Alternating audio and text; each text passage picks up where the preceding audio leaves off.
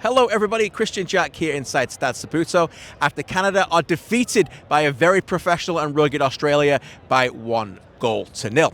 If you think it's unusual for Canada to lose at home, well it is. You remember the loss against Jamaica in the Nations League a couple of years ago. This was just the second loss at home in the last 9 years. Some big stories to come out of it. They said there were some learnings on the pitch afterwards when they met as a team. And the big question for me around Canada is how are they going to perform against teams who do not want the ball? Jesse Marsh has said consistently that we are at our best when we do not need the ball. And you could see tonight with the chances that they created came from quick transitional moments where they won the ball back and then got the best of the opportunities. Australia dug deep, got better in the second half, and that was a very good performance. Afterwards, I caught up with Canadian midfielder Nathan Saliba.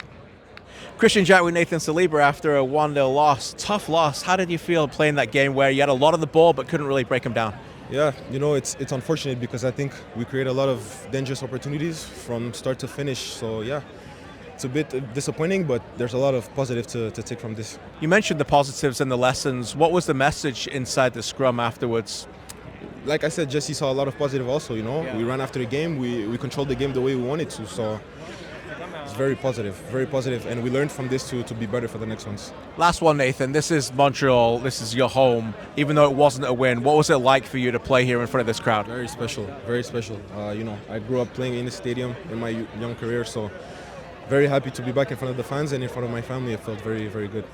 Two things out of that interview and an interview I also did with Maxime Crepeau. The homecoming, it all felt like a bit of a celebration.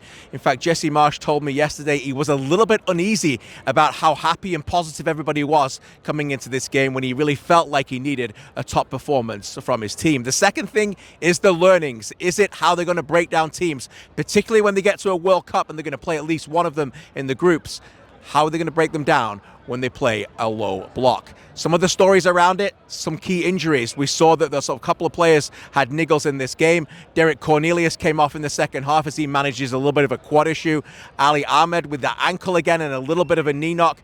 He was definitely limping as well in the second half. So some decisions to be made as we move on to New Jersey, where Canada take on Colombia. We'll be live from TSN and One Soccer from 7:30 Eastern for an hour pregame from Harrison, New Jersey on Tuesday night.